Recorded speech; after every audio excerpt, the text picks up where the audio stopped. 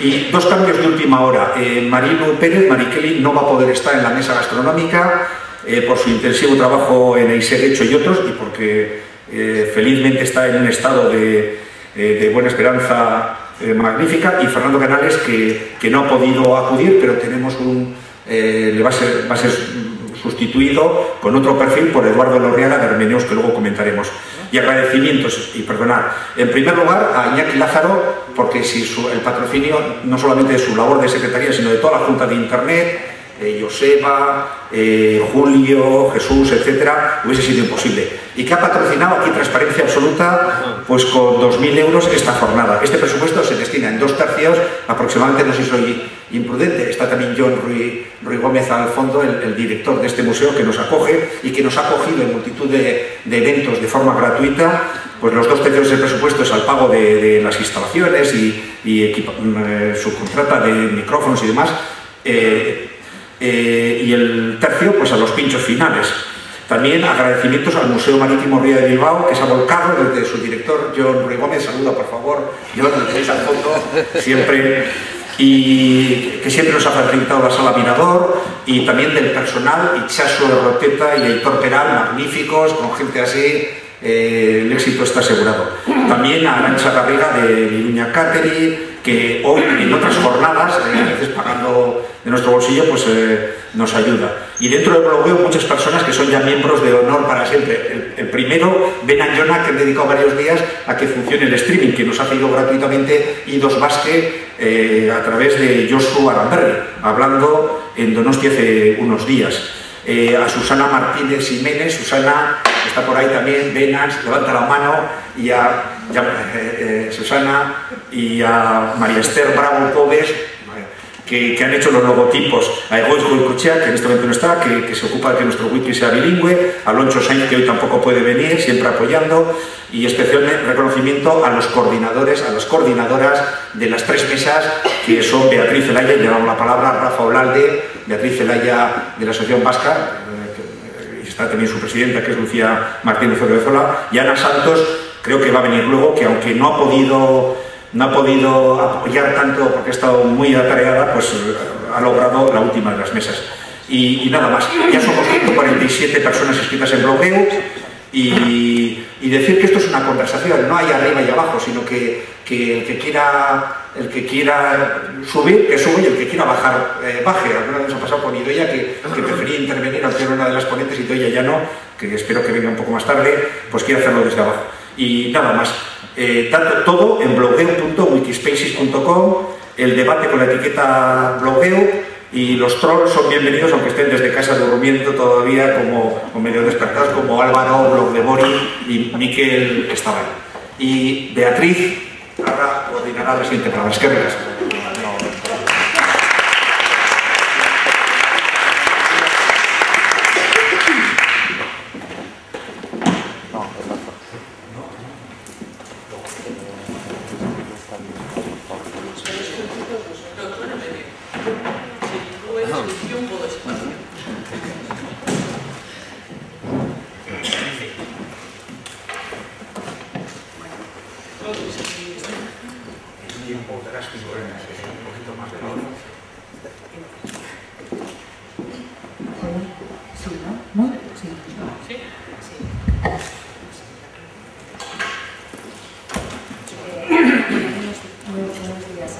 Y gracias por venir. Yo voy a hacer una pequeña introducción y para luego presentar a los dos ponentes, que son los que van a debatir sobre el tema que nos ocupa, que es periodismo e internet.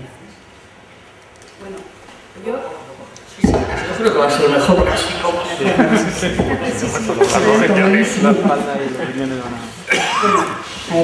yo como periodista sitúo el uso de Internet, tal y como hoy lo conocemos, lo sitúo el 18 de enero de 1998, cuando Matt Drudge, un periodista responsable de la edición de una web digital sin mucha credibilidad, llamada The Drudge Report, el informe del esclavo, difundió el escándalo del caso Lewinsky y Clinton y publicó en su web el informe sobre este caso. El informe era públicamente conocido como el informe Starr.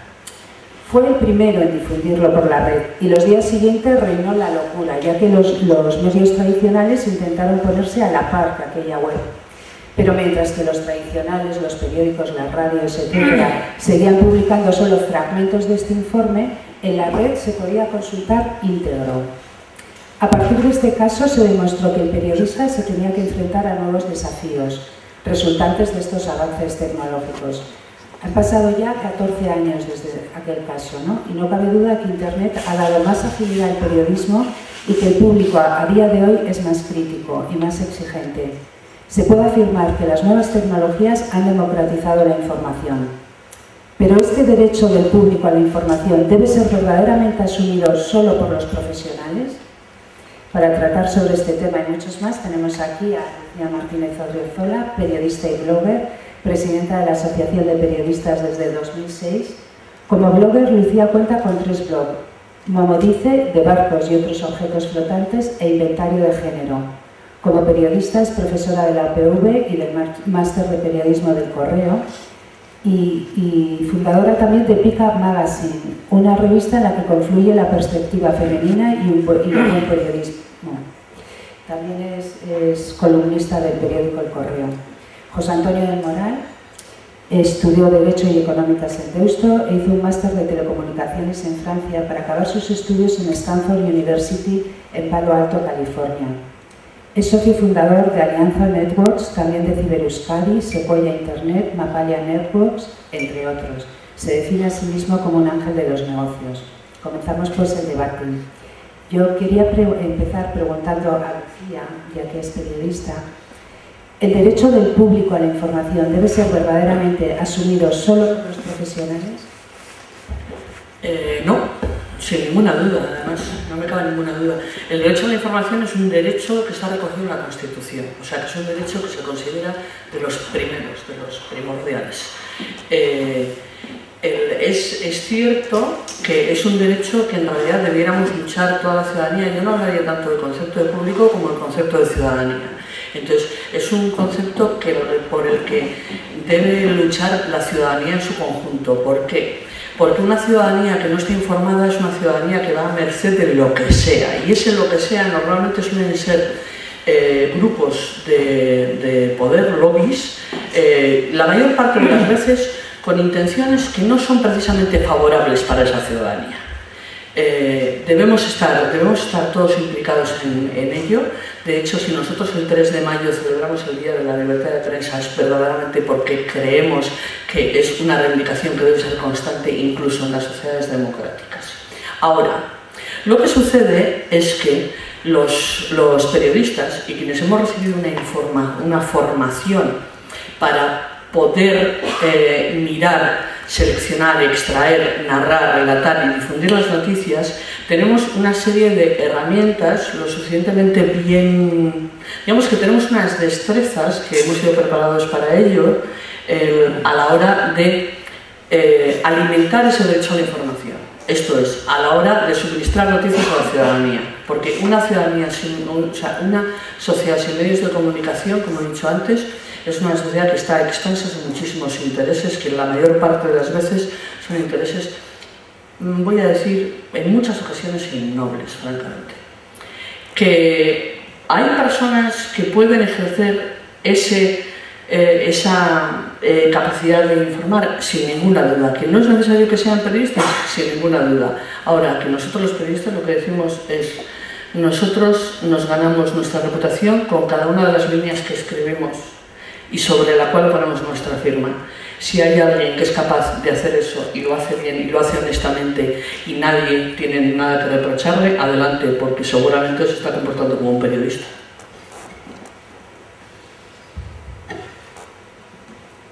¿Cuál era la pregunta? ¿El derecho del público a la información debe ser verdaderamente asumido solo por los profesionales? Estoy de acuerdo con Lucía. Pero tienes que estar en desacuerdo. Sí, pero en esto no puedo porque has dicho lo que habría dicho yo, así que no tengo mucho que debatir contigo. Lo que pasa es que si analizamos lo que has dicho, la verdad es que tiene que ser un poco frustrante para los que son periodistas o los que os estáis formando, y a los que estáis formando los futuros periodistas, porque lo que has venido a decir es que cualquiera en realidad puede hacer vuestro trabajo. Si no te he entendido mal, ¿no? Entonces, si cualquiera lo puede hacer, pues no sé, yo me planteo para qué sirve una facultad de periodismo. Bueno, pues vamos a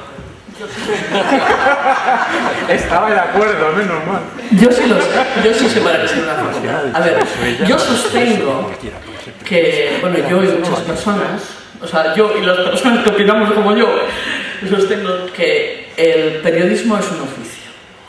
Es un oficio en el cual se trata de mirar la sociedad, de ver cuáles son aquellos aspectos que pueden tener interés para otras personas, porque a fin de cuentas, de lo que es el periodismo es gente que cuenta a otra gente lo que hace alguna gente. Eso es.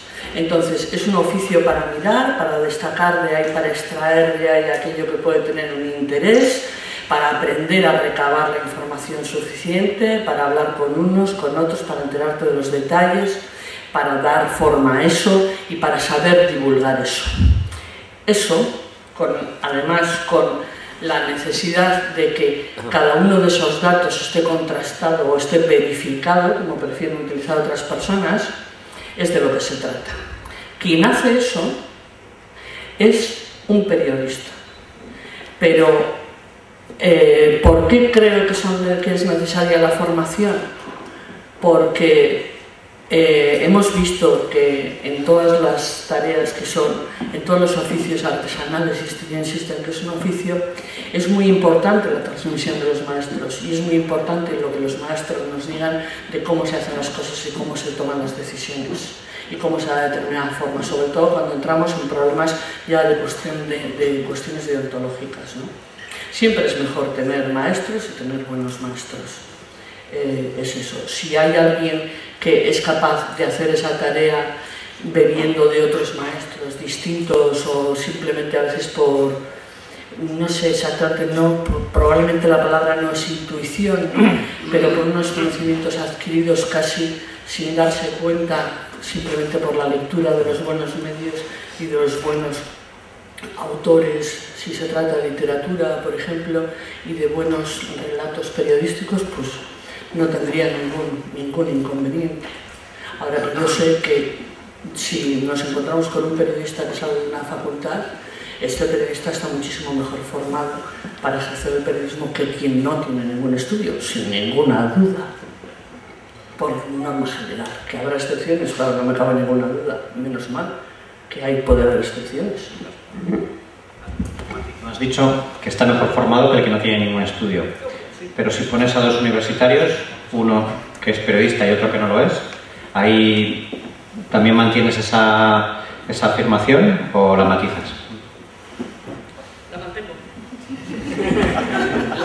La mantengo porque se puede saber muchísimo de astronomía y no tener ni idea de hacer una oración como sujeto, verbo y predicado. ¿Y los periodistas que han estudiado en la universidad saben hacer oraciones con verbo, sujeto y predicado? Sí, pero mira, ¿sabes lo que pasa? Que claro, como me estás haciendo preguntas, al final la única que está hablando soy yo y tú no vas a convencer de nada. Hay que contestar a las preguntas para convencer. Y por ejemplo, para ir un poco más adelante, ¿cómo se puede? Voy a coger la rienda. ¿Cómo se puede distinguir qué es un buen blog, qué es una buena información y cuál no la es? ¿Qué es lo que lo delimita? ¿El contenido, los followers? A quien queráis. ¿Qué es un buen blog, dices? ¿Qué quiere decir? Para distinguir, ya sabemos, ya habéis debatido sobre lo periodista o no. Entonces, ahora, ¿qué distingue a un buen blog de uno no bueno? Es que realmente eso es como todo. ¿Qué es bueno y qué no es bueno? Pues depende de lo que cada uno entienda por bueno, ¿no? Obviamente los blogs que a mí me gustan, pues no creo que le gusten a casi nadie de los que están aquí, ¿no? ¿Pero por qué los sigues? Yo los sigo fundamentalmente por dos razones. Una, porque informen sumamente bien de una temática que a mí me interese y por tanto son mi fuente de información, y en eso hay que reconocer que son mucho mejores que los periódicos o los medios tradicionales, porque los medios tradicionales cubren tantas temáticas que al final, desde mi punto de vista, se están quedando muy circunscritos a lo que es la actualidad o la política muchas veces, ¿no? Y luego sigo también algunos blogs que tienen interés para mí porque son divertidos o entretenidos. Pues, por ejemplo, Mi Mesa Cojea, ¿no? Mi Mesa Cojea, que es un blog de aquí de José Antonio Pérez, de aquí de Bilbao, pues es un blog que es divertido y entretenido. Y bueno, pues no todo tiene que ser serio en la vida y de vez en cuando pues uno le apetece echarse una risa. Entonces, esas son las dos razones. O bien por información, es decir, por razones profesionales fundamentalmente, o bien porque hay algunos blogs que son tan sumamente divertidos y entretenidos que pues, me apetece. Curiosamente, la pregunta que hacías iba más en el sentido de por qué unos blogs son más populares que otros, me ha dado la impresión, ¿eh? O era una de las...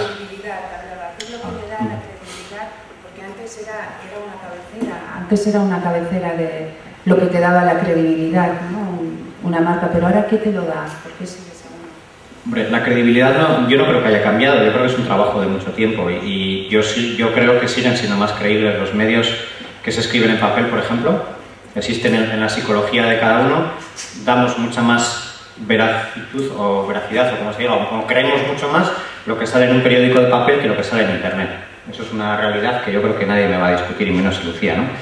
Pues porque está metido en la cabeza de todos que algo que está en un papel está como mucho más trabajado y mucho más desarrollado y por lo tanto es un producto más veraz y más creíble que algo que está en internet, donde en internet hay cantidad de mentiras y hay cantidad de cosas que no están muy demostradas, hay mucha gente escribiendo, hay mucho ruido y sin embargo en papel pues está más limitado. Es lo único que les queda realmente a los medios tradicionales, esa credibilidad que tú comentas. La pregunta para mí sería, ¿eso dentro de 5 o 10 años va a seguir siendo así? Pues ahí es donde tengo más dudas. Y tengo más dudas también porque yo espero que no sea así, porque espero y deseo que eso cambie, porque ahora mismo, en el fondo, a veces tiene sentido, porque es verdad que los medios que se publican en papel pues tienen detrás unas redacciones y tienen detrás una inversión y tienen detrás unos medios que obviamente justifican que se haga el trabajo con mucha mayor calidad y mucho mejor que lo que se hace en internet, que muchas veces se hace muy rápido y sin tomárselo tan en serio, digámoslo así. Pero bueno, con el tiempo eso va a ir cambiando, porque empieza a haber ya medios de comunicación en internet que tienen detrás redacciones y que tienen detrás medios económicos que sostienen pues que se puedan hacer las cosas bien. Por ejemplo, el Confidencial.com, ¿no? Que es un medio de internet que tiene detrás una redacción y que tiene detrás unos medios que yo creo que le ponen a la altura de muchos medios de papel. Lo que pasa es que todavía, como no es de papel, pues mucha gente no le da la misma veracidad, la misma credibilidad. Pero yo creo que eso dentro de 5 o 10 años pues no será así. Yo no creo en las generalizaciones normalmente, ¿no? Entonces no creo que el papel de una credibilidad a determinado medio, lo que da la credibilidad a un medio es el hecho de que sus profesionales estén constantemente actuando con honestidad, buscando esa verdad, sabiendo que las verdades son efímeras y que cambian bastante y dando un marchamo de calidad a aquello sobre lo cual ponen su firma, como decía antes, o aquello sobre la cual va la cabecera del medio. Todos sabemos que hay periódicos de papel que para nosotros no son en absoluto creíbles. O sea, todos tenemos bastantes decepciones con algunos medios de comunicación. Es más, que me diga alguien que no ha tenido nunca una decepción por nombres, Lucía, por nombres. Todos los medios de comunicación. O sea, siempre hay un momento en el que hay algo que no nos gusta, un enfoque, pero si no tuviéramos esa actitud crítica estaríamos perdidos como sociedad. La diferencia, ¿por qué? ¿Qué puedo buscar yo en un blog, por ejemplo?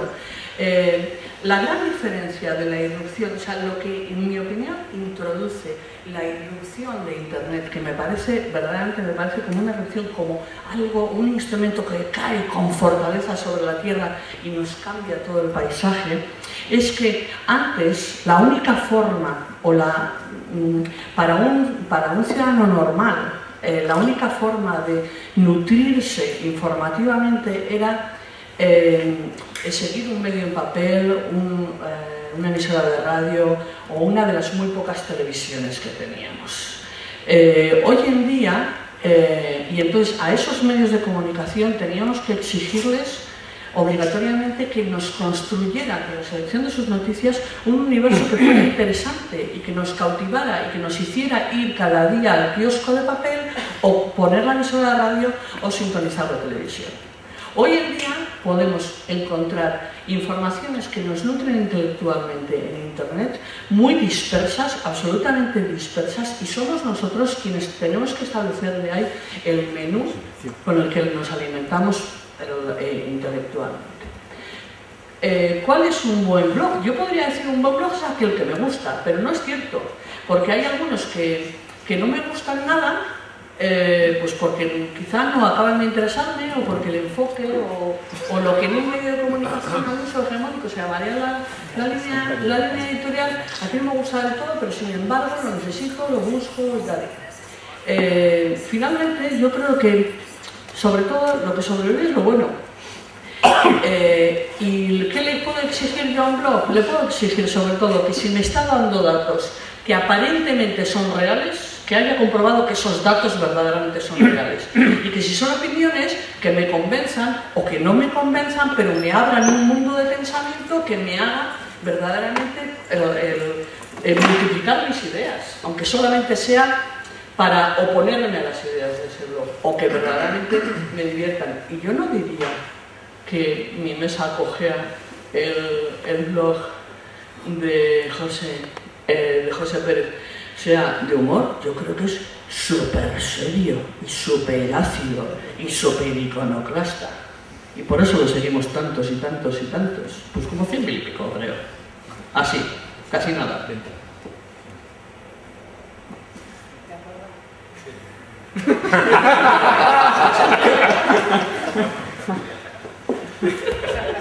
No, que estoy de acuerdo, sí.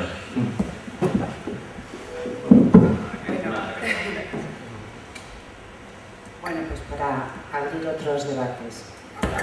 A ver, ¿qué parece?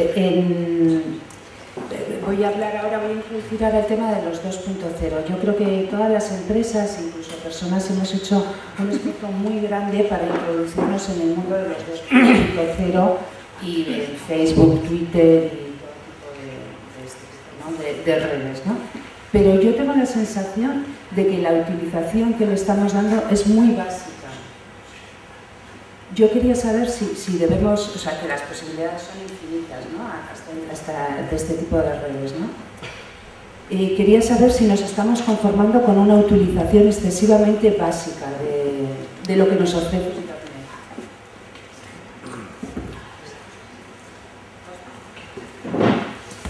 Lo único que es un tema bastante serio, ¿no? Para tratar. A ver, ligado al mundo del periodismo, que es lo que estamos debatiendo, ¿no? Yo lo que observo es que no sé si se utiliza poco o mucho, pero sí que se utiliza como por oleadas, ¿no? Entonces, pues hace como 1 año o 2 años se ha puesto de moda entre los periodistas utilizar Twitter, por ejemplo, y ahí ves pues a todos, desde Pedro J hasta Olatz Barriuso, ¿no? Que es la cronista política del Correo, ¿no? Pues todos de repente han abierto un Twitter, algunos han caído en el camino, muchos, supongo que porque conseguían poco éxito, imagino, porque al final para mí Twitter es como una especie de juego donde cada uno está viendo a ver qué popularidad consigue, y el que no consigue mucho, pues supongo que se cansa, ¿no? De jugar. A nadie nos gusta normalmente perder, ¿no? Siempre, digo, a veces sí, pero no siempre. Entonces, lo circunscribiría a eso, al tema de Twitter, porque creo que en otras redes sociales, en otros medios 2.0 no veo tanta actividad periodística, ¿no? En Twitter sí que veo bastante.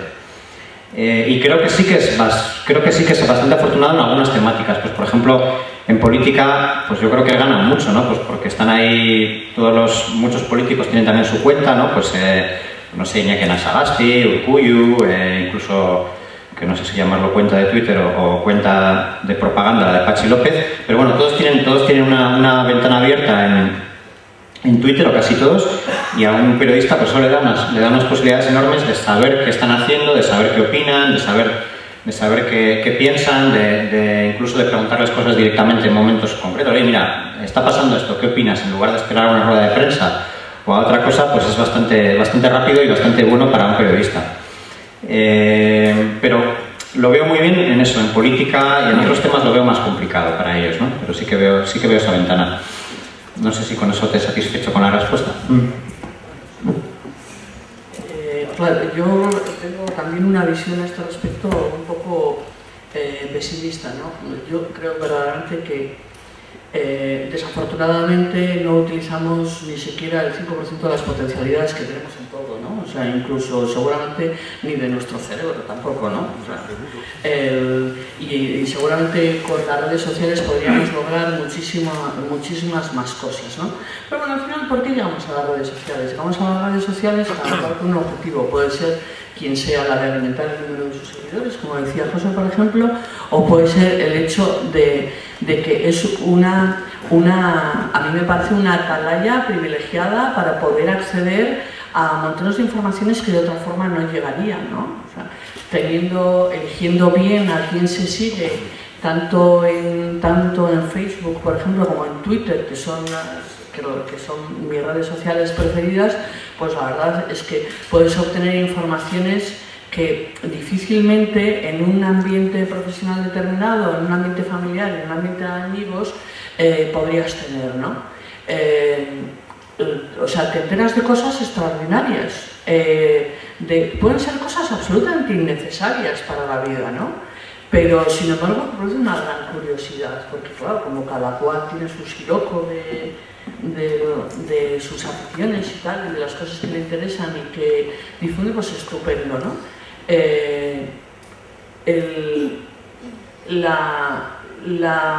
Una de las grandes cosas que yo le veo también a Twitter, por ejemplo, es que me entero inmediatamente de cosas que han sucedido, que es un titular simplemente, ¿no? Que es la labor que hacían antes las agencias de prensa, ¿no? Que si estabas en la redacción, de repente llegaba una noticia y se extendía inmediatamente, ¿no? Entonces, si estás en Twitter, si estás conectado en Twitter, esta primera noticia de la muerte de Carlos Fuentes, por ejemplo, te llega inmediatamente. Cosas que han sucedido y cosas que no han sucedido. También mira cómo se ha extendido esta semana ese bulo de que había 400 bilbaínos ahí en Budapest, ¿no?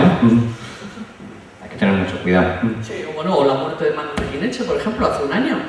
O sea, hubo alguien que mató a Manu Guineche. Lo más sorprendente no es que lo mataran, sino que hubo otros medios de comunicación, digamos que podemos considerar razonablemente serios, que reprodujeron sin ningún problema la noticia. Y como dice Enrique Meneses, que es un periodista que a mí me encanta, que es un periodista de 84, 85 años, poco más o menos, tuvo que ser él el que cogiera el teléfono, llamara a la casa de Manu, hablara con Gabriela, que es la chica que cuida de Manu, y Gabriela le dijo, no, don Manu, como ella le llama, está tomando el sol en la terraza. Y entonces fue él, un periodista de 83 años, quien tuvo que hacer el desmentido en Twitter. A mí es una anécdota que me encanta. Claro, es que siempre que hay un altavoz vamos a tener a gente dispuesta a decir tonterías y a decir mentiras, y algunas de las veces mentiras muy interesadas. Recuerda que esto de los 400 bilbaínos salió primeramente en los periódicos, ¿eh? Yo no lo vi. O sea, yo vi directamente el desmentido, lo leía yo Sumezo, el de mala prensa.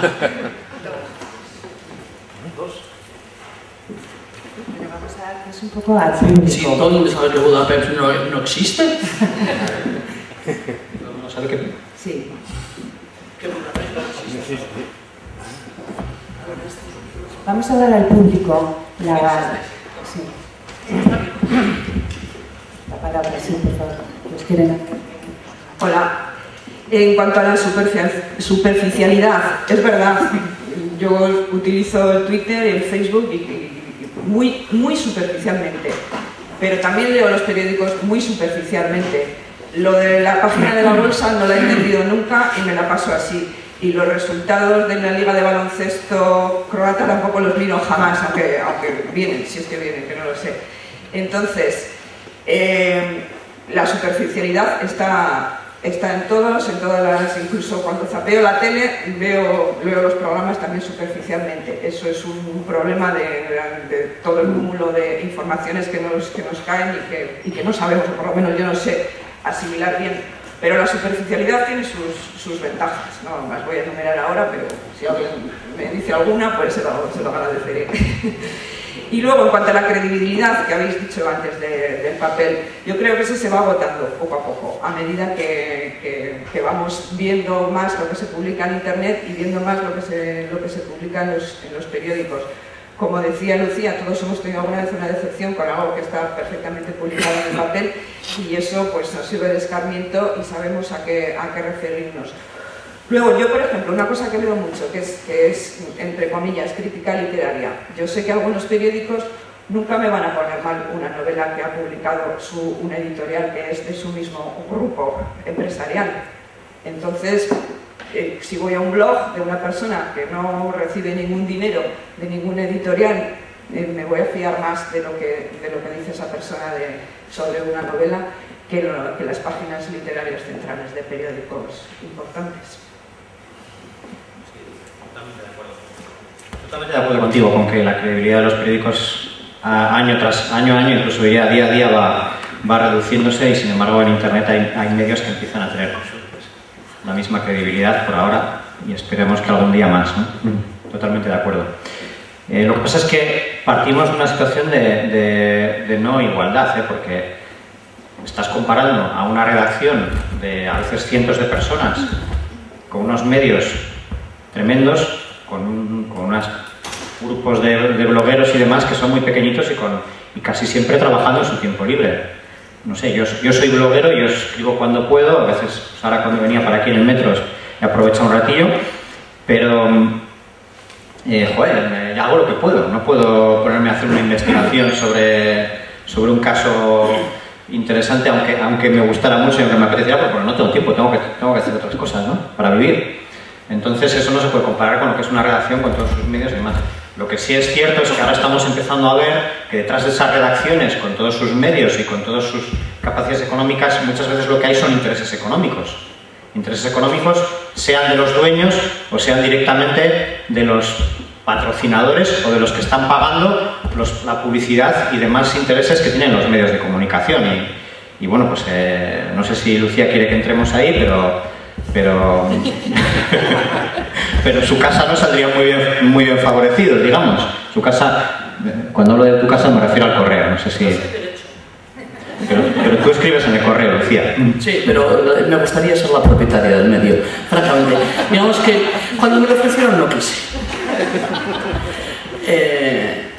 La independencia, por contestar, la independencia es una cosa que está directamente en relación con la honestidad y con lo que se tenga en la cabeza. Y en un medio de comunicación, digamos que podemos hablar, en primer lugar, de una suma de independencias de quienes trabajan en él y luego también la independencia del propio medio. Hay una cosa que podemos tener completamente clara, y cuando hemos salido de aquí y hemos visto cómo funcionan los medios de comunicación en comunidades de habitantes muchísimo más pequeñas, vemos que la independencia, ¿verdad? O sea, la gran independencia de un medio de comunicación radica en su fortaleza. Su fortaleza radica en la cantidad de gente que necesita ese medio de comunicación para informarse. O sea, un medio que tiene unas grandes audiencias, un medio de comunicación informativo, no estoy hablando de espectáculos, ni de mierdas, ni de basuras televisivas, estoy hablando de información todo el tiempo. Un medio que tiene una gran audiencia, bien sea la audiencia en personas que la ven, que la oyen o la leen, es un medio que puede luchar por su independencia. Eso es así. Ahora, que en el medio más independiente del mundo podemos encontrar una cagadita de perro sin ninguna duda, y a veces incluso de unas grandes dimensiones. La independencia es una cosa que se curra cada uno, y para currársela debe creer y debe establecer un contrato que se renueva a diario, o que se renueva con cada una de las líneas que escribe o cada una de las palabras que dice con esa persona que está del otro lado, que yo quiero seguir llamando ciudadano o ciudadana. Yo establezco un contrato ahí, en el sentido de que yo digo, compañeros... Lucía, ¿hablas de cada periodista individualmente o hablas del medio? hablo de que he dicho que el medio tiene por una parte su independencia y que además es la suma de las independencias de sus trabajadores. ¿Es así? Entonces este es el contrato que establezco con vosotros que estáis aquí. Es que lo que yo diga lo estoy diciendo de acuerdo con mi conciencia y que no hay nadie que me pague. Y si alguien me paga y me dice para decir una cosa contraria, yo abandono. Este es mi contrato con vosotros. Y este es el contrato que tiene que tener. Eso no es verdad, lo que estás diciendo no es cierto. ¿Cómo? ¿Estás diciendo que yo estoy pagada? Estamos hablando de una profesión, la periodística, donde hay un nivel de paro gigantesco y donde el contrato se establece exclusivamente para poder comer, joder. Nada de independencia ni historia. O sea, los periodistas trabajan porque si no, no comen, punto. O sea, eso de los contratos de la independencia me parece muy bonito para decirlo, pero es mentira, eso no es cierto. La gente trabaja de periodista donde puede y como puede, que es la realidad. Y a veces por una mierda, porque hay becarios en esa profesión, pero vamos, donde no lo he visto, y es vergonzoso, la verdad, no sé cómo lo permitís. Permíteme que me enfade, porque es que me parece mal que tú, que eres la presidenta de la Asociación de Periodistas, estés contando estas historias de independencia en una profesión que está tan desastrosamente mala como es la del periodismo. Es una profesión la peor de todas, te diría, porque no he analizado todas las profesiones, pero la vuestra es que es la peor, de verdad, da pena. La situación de precariedad de la profesión periodística, que es cierta y que tiene repercusiones muy importantes a la hora de ejercer este oficio, no tiene por qué llevar a nadie a hacer cosas en contra de su ética. Es más, si le lleva, que cambie de trabajo. No me imagino otra profesión absolutamente precarizada, es la arquitectura. ¿Verdaderamente creéis que un arquitecto, por mucho que esté en una situación precaria, va a hacer una construcción metiendo arena en lugar de cemento? ¿Verdaderamente creéis que un médico, cuando le están apretando las tuercas con los presupuestos, va a dar placebo en lugar del analgésico o el antibiótico que necesita su paciente? Si hace eso ese médico, que nos lo diga y que abandone la profesión. Y el arquitecto que la abandone antes de la construcción, no sea que nos pille a nosotros y a ti encima del puente. ¿Alguna persona quiere hacer otra pregunta? Sí, por favor. A ver, me ha dicho que me presente. Yo soy Tesami Forner, soy periodista y soy autora del blog madreprimeriza.com. La anterior pregunta de la que estabais hablando me parecía muy interesante. Era sobre qué es un buen blog y bueno, a ver, voy a intentar sintetizar lo que a lo largo de casi 2 años me he estado preguntando y reflexionando sobre ello. Tú, José, has dicho que has hablado de información, algo así como un buen blog es el que informa, tiene información contrastada o algo de información. Yo, primero de todo, creo que hay que separar muy bien que en un blog no siempre vamos a encontrar información ni tenemos que buscar información como en un medio de comunicación tradicional. Un blog creo que debe ser, al igual que en un medio hay que separar información y opinión, en un blog debemos buscar opiniones, historias personales. Y creo que cuando el autor de ese blog, sea de la temática que sea de moda, sea de economía, sea de deportes o sea de humor, es honesto y es sincero y aporta su visión del mundo, su visión de la sociedad desde su sinceridad, ese es el primer gran paso para que un blog triunfe, creo yo. Luego también está el que tenga un buen diseño, y con buen diseño no me refiero solo a la plantilla, sino que también tenga buen material gráfico, que muchos blogs se olvidan de ello. Y quizá yo, que tengo una concepción periodista, pues pongo más énfasis en hacer fotos y que tenga todo pues un conjunto que salte al ojo, pues que quede bonito. Y lo último, y no menos importante por supuesto, es que el contenido se actualice periódicamente y que sea un contenido de calidad. Hay blogs que incluso tienen faltas de ortografía y a mí, pues, aunque el autor no haya estudiado ni periodismo, ni filología hispánica ni nada, todos tenemos un corrector ortográfico y pues mola usarlo y aprecio que se use.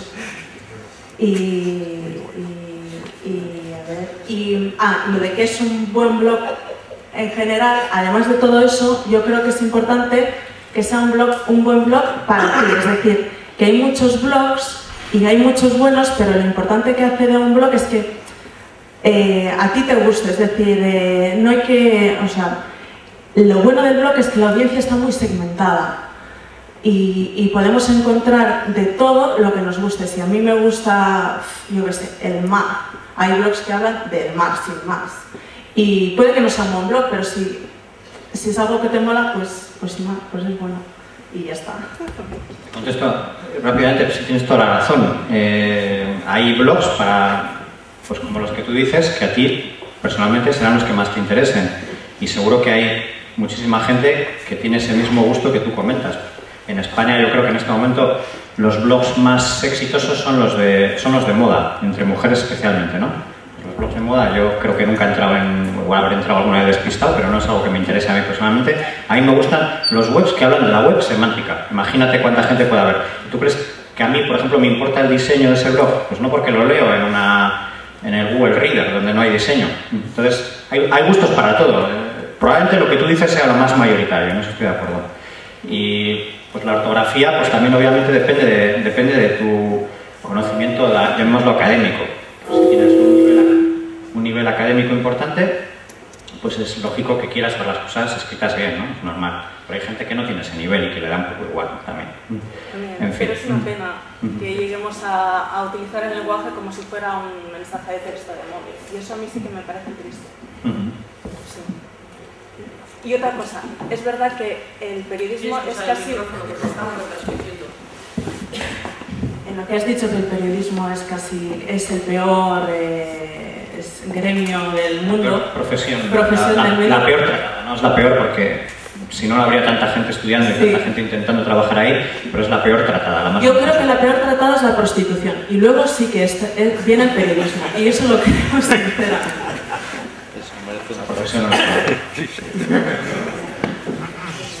¿Alguno más quiere hacer una pregunta? Hola, soy Carmela Racoechea, soy periodista, también estoy de la Asociación de Periodistas Vascos.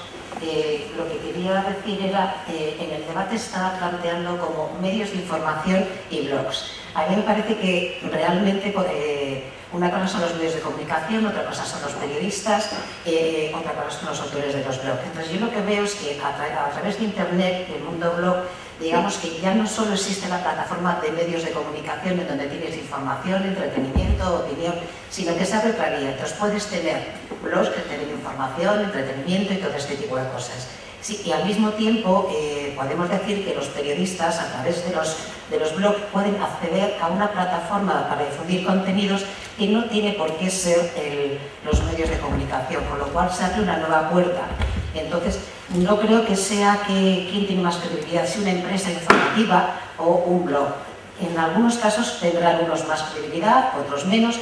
Errores se cometen en todas partes. Hay errores médicos, hay errores informativos, hay errores de todo tipo de cosas. Entonces yo creo que realmente con Internet y los blogs se abre una plataforma de contenidos o de poder llegar a los contenidos para gente que es profesional, para gente que no lo es y sí democratiza toda la información. Entonces, no creo que sea tal cabecera si es buena, si es mala, al revés, yo creo que es una oportunidad para los periodistas poder escribir en otros medios que no tengan que ser los medios de comunicación y gente de bloggers que también pueden hacer información, pero no es lo mismo un medio de información que un blog.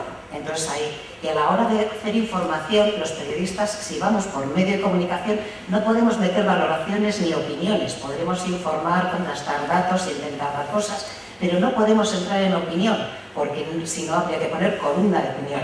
Entonces, la parte del blog puede permitir eso, pero no como medio de información. ¿Puedo apuntar en esa por apuntar a él, mi experiencia personal es que cuando estás trabajando como periodista, cuando tienes que hacer una información, hay montones de cosas que son importantes, que son interesantes, pero que no acaban y no puedes contar. Y entonces en un blog, por ejemplo, yo cuando utilizo alguno de los blogs para colgar alguna información que he publicado, puedo aprovechar para contar esas cosas que ha habido antes, que tienen interés, que tienen verdadero interés, pero que sin embargo no entran en un medio de comunicación, pues porque estamos para otra cosa, ¿no? Y me parece que en ese sentido el blog, un blog que sea informativo y que tenga un fundamento informativo, puede añadir, puede enriquecer algo. ¿Por qué? Porque puede permitir que el periodista cuente con transparencia qué es lo que ha sucedido. Porque eso normalmente en una entrevista, en una noticia, en un reportaje no se llega a decir, ¿no? Que es, por ejemplo, ¿cómo has llegado a interesarte por ese tema tan peregrino, ¿no? Que eso en un reportaje no lo contaríamos. ¿Por qué? Porque los periodistas no hablamos de nosotros ni de nuestras experiencias. Pero sin embargo, para los lectores puede resultar de interés el hecho de que, ¿cómo me he enterado de eso? Pues en una conversación en el tren, por ejemplo. Iba en el metro, iban dos personas hablando, contando esa historia y de repente decidí que tenía interés. Y eso puede resultar interesante y es una cosa que se añade, o sea, esta capacidad de transparencia que es uno de los compromisos del periodista. Sí, solo añadirte que efectivamente esa es la separación que hay, no sé si llamarlo tradicional o que está marcada ahí, ¿no? Periodismo profesional no hay opinión, en blogs sí hay opinión, ¿no?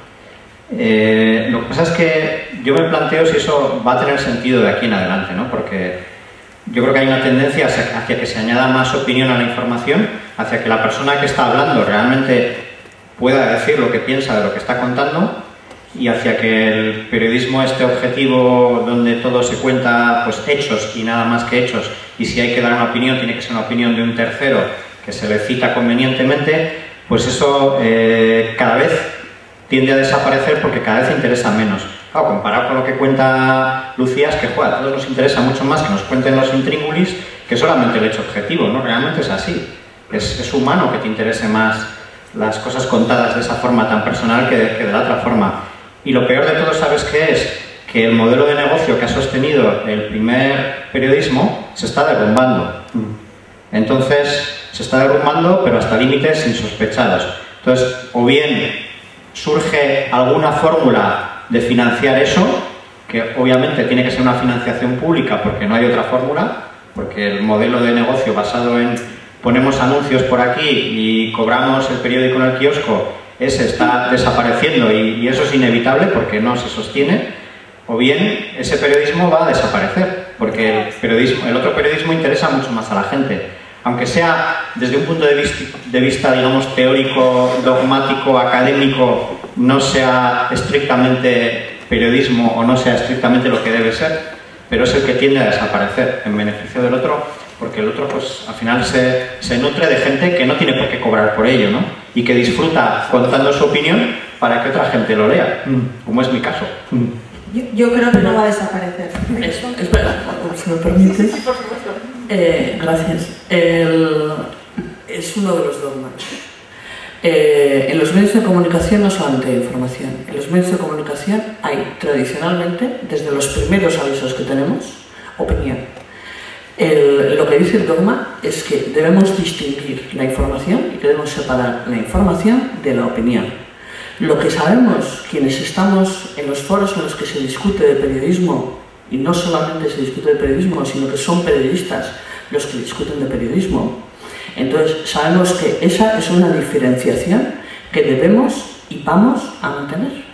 Y no es cierto que estén cada vez las cosas más mezcladas, porque yo cuando hablo de periodismo, no estoy hablando de otros medios que tienen los mismos soportes que tienen los medios informativos, pero que se dedican a otras cuestiones y a otras cosas.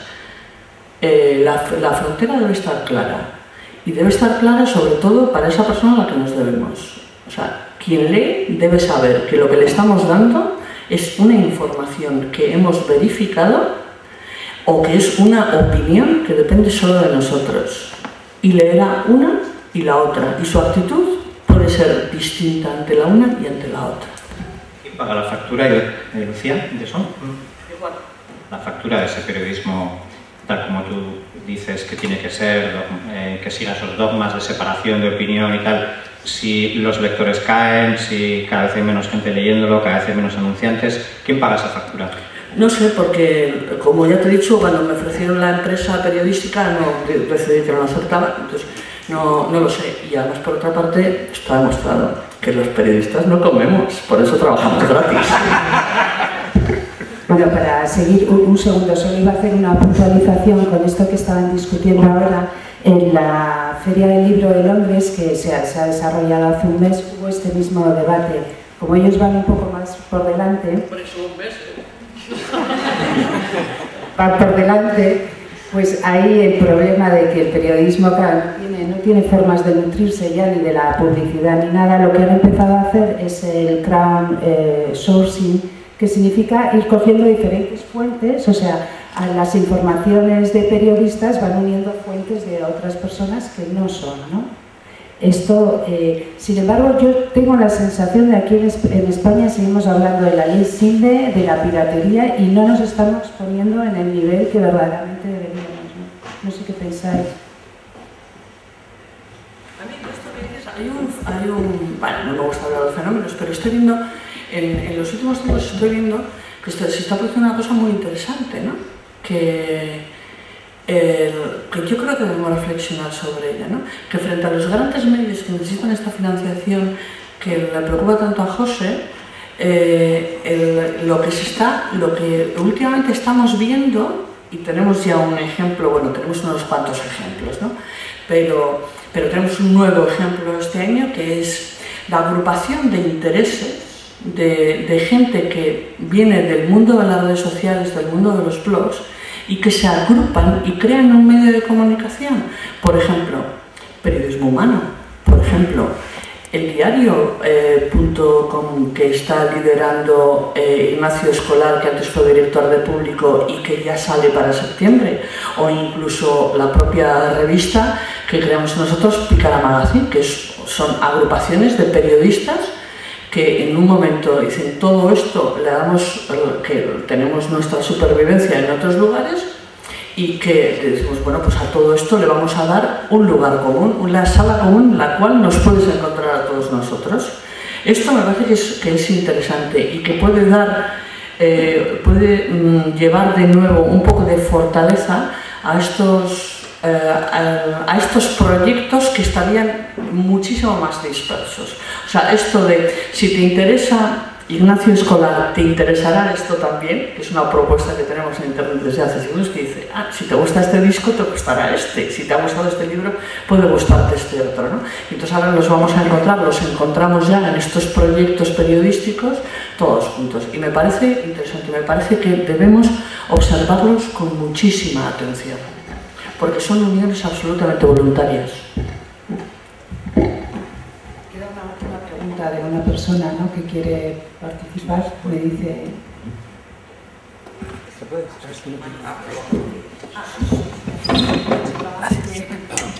Hola, bueno, soy Alex Fernández Muerza, periodista también miembro de la Asociación de Periodistas de Vizcaya, en Twitter, Cienciacom, y bueno, más cosillas, pero pues cuestión de narrar. Sí que me interesaría un poco, a nivel de vuestras opiniones, preguntaros, y además porque vosotros dos yo creo que sois las personas que creo que podríais responderme, ¿no? O tener una opinión basada en buena información. ¿Creéis que hay modelo económico para iniciativas de periodistas que salgan de las empresas tradicionales, que monten sus propios medios? ¿Y creéis que las empresas tradicionales, las grandes empresas, van a dejar que les haga la competencia? Lucía no sé si te va a poder responder, porque como ella no quiso meterse en la empresa, pues no.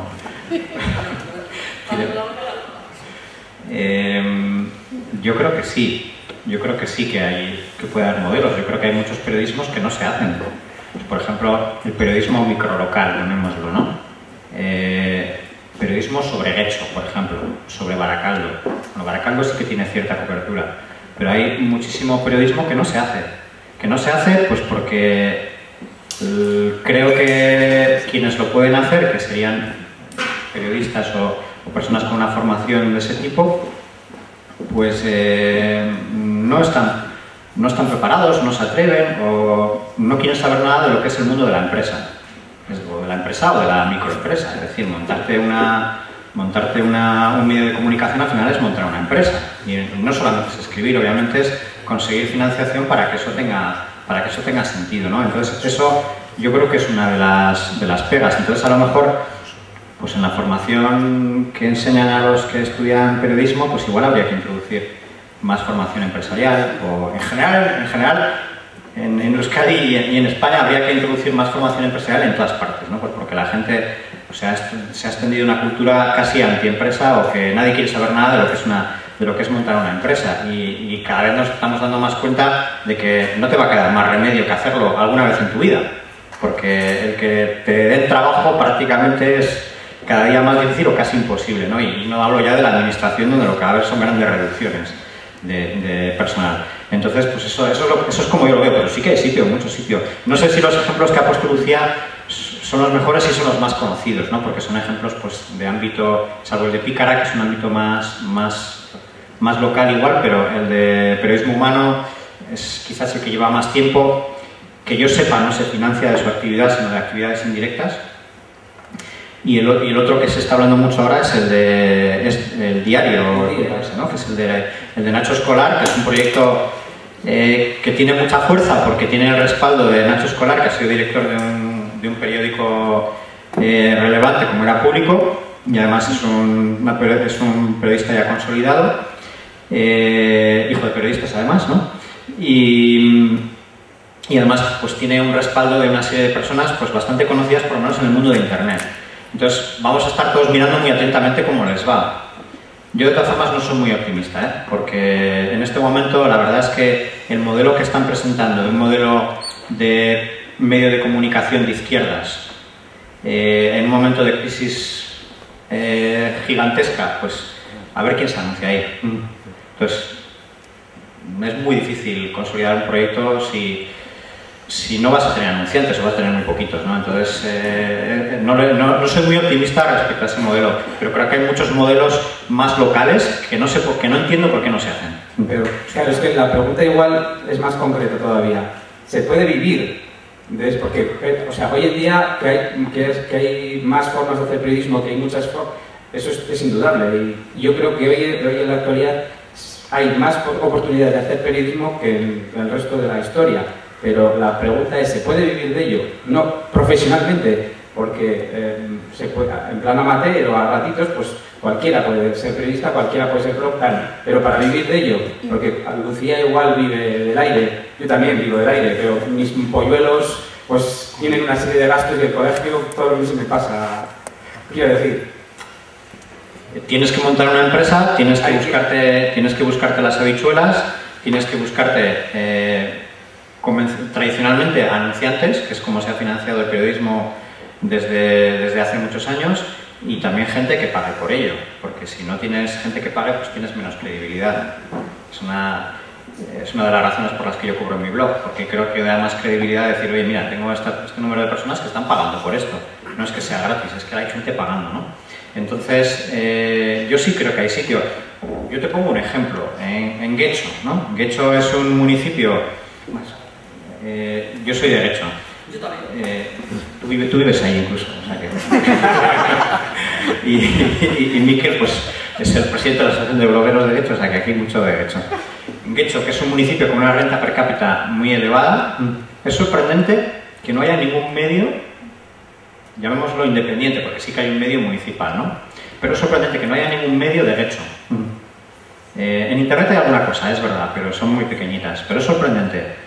¿Por qué no lo hay? Pues porque yo creo que nadie se lo ha planteado seriamente, porque tiene todo el sentido del mundo. Bueno, tenemos que ir acabando, yo creo que con Lucía la última palabra ya y acabamos. Ha llegado a haber tres medios a la vez en Getxo. Uno de ellos lo quemaron los radicales, la revista Gavea.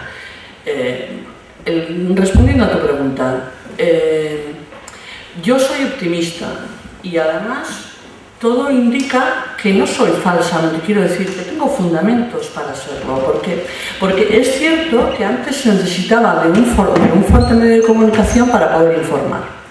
Hoy en día no, hoy en día tenemos todos los medios a nuestro alcance para constituirnos como medio de comunicación digital, para poder incluso hacer una televisión digital, una radiotelevisión, una radio y utilizar la forma de relato que queramos para contar lo que queremos.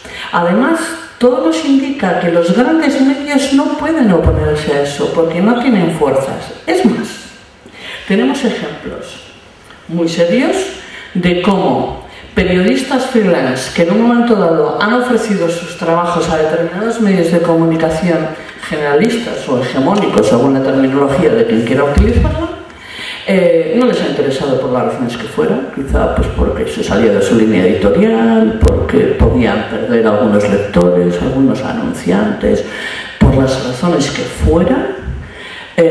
Y cuando esos trabajos se han publicado en medios de extrarradio, por ejemplo, como pueden ser en pequeños medios, en pequeñas publicaciones o en un blog, y han empezado a resultar premiados y a tener un interés y a ver que, por ejemplo, un determinado documental de 15 minutos en YouTube tenía 100 y pico mil entradas, en ese momento cogen y lo compran para la difusión por los grandes medios. O sea que en este momento los medios los tenemos, lo único que necesitamos son ideas, nada más. Y quien tenga una idea y la fortaleza para llevarla a la práctica, si quiere ser periodista hoy, puede serlo sin necesitar de ninguno de los grandes medios. O sea, no hace falta que les llame el New York. Puede ser que finalmente les llame el New York por lo que ya tienen. A mí me parece que esto se abre unas ventanas muy optimistas. A mí me parece que, además, con fundamento, creo. O sea, que no estoy construyendo un castillo en el aire. Lo he construido como un buen arquitecto, con unos buenos fundamentos. Bueno, pues tenemos que acabar. Podríamos seguir hablando, qué pena. Había, bueno, muchas gracias a Santelmo, muchas gracias Lucía y a vosotros.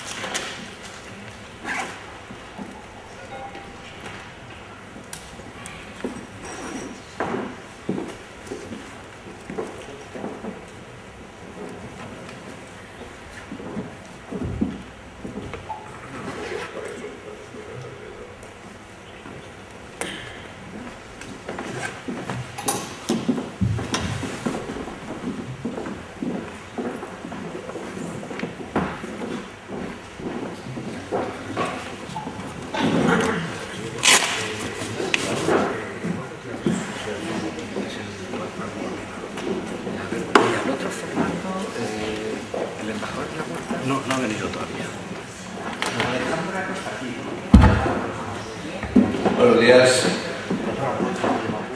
Vamos a intentar contaros o permitiros algo que existe y que no existe. Y os cuento por qué existe y por qué no existe. La blogosfera sanitaria existe porque allá por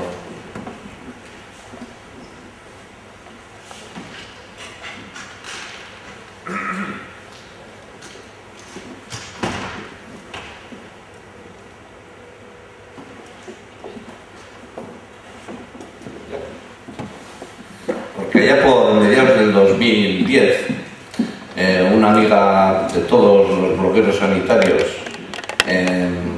tuvo una peregrina idea de crear una página o un blog para reunir todos los blogs que había conocido del entorno sanitario.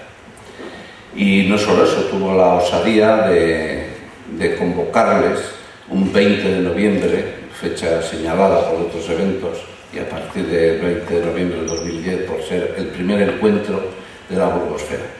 Así que tenemos entidad, pero probablemente somos lo más heterogéneo que existe, por tanto existimos, pero no existimos.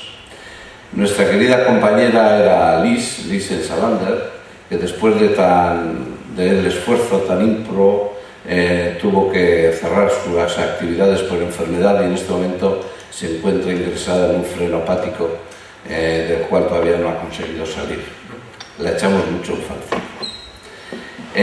Como decía, la blogosfera es muy heterogénea y yo me he permitido clasificarlas en estas 4 líneas y otros, porque al final siempre hay francotiradores difíciles de clasificar, ¿no? Se hablan de temáticas profesionales, pues gente que reflexiona sobre los temas sanitarios desde el punto de vista de la gestión, de cómo organizarse y demás. Pues os voy a citar un blog muy conocido, que seguro todos conocéis, de un señor que se llama Rafael Bengoa, que tiene un blog y que podría clasificarse en este capítulo. Hay gente que habla más de temas científicos, pues como un compañero neurólogo vitoriano que le apasiona el tema del dolor y bueno, pues, publica mucho en este tema. Hay gente que utiliza los blogs como formación continuada, algo que nosotros en nuestra profesión tenemos que hacer de forma sistemática.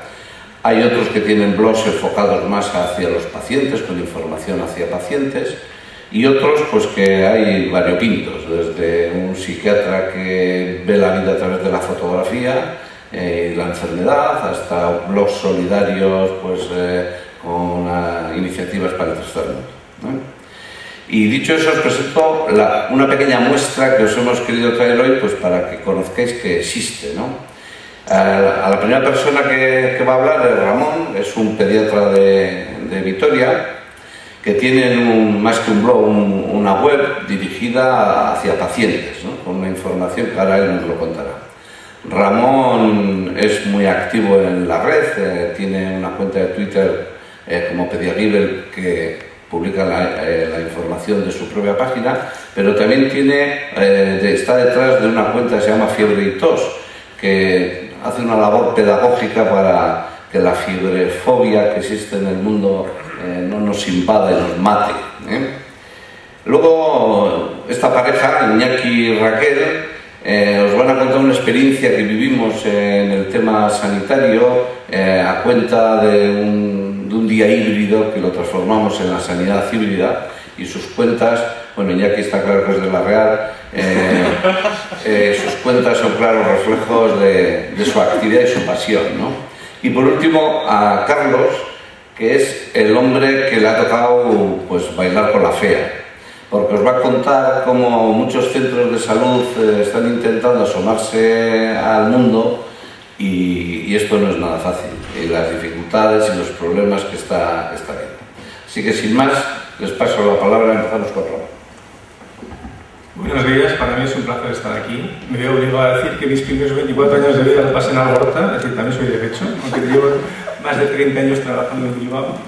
Y la idea de lo que Rafa denomina un blog, estrictamente no lo es simplemente una estructura de blog para hacer una página gratuita de información a nuestros pacientes, pues fue como una necesidad de organizar algo que es importante para los pediatras y supongo que para las familias, que es eso que se llama el programa de salud infantil. Y eso que para mucha gente le parece una banalidad, para nosotros es muy importante. Y nos parece importante que la gente, los clientes, los usuarios, llamémoslo como nos parezca mejor, tienen que tener una información de lo que queremos hacer en esa serie de actividades. Y también queremos que haya una participación. Participación que no se consigue. Me gustaría hablar un poquitín de esto, de hasta qué punto nuestros objetivos, nuestras dianas responden como deberíamos nosotros que tenían que hacerlo, ¿no? Y luego, como información, lo que queremos es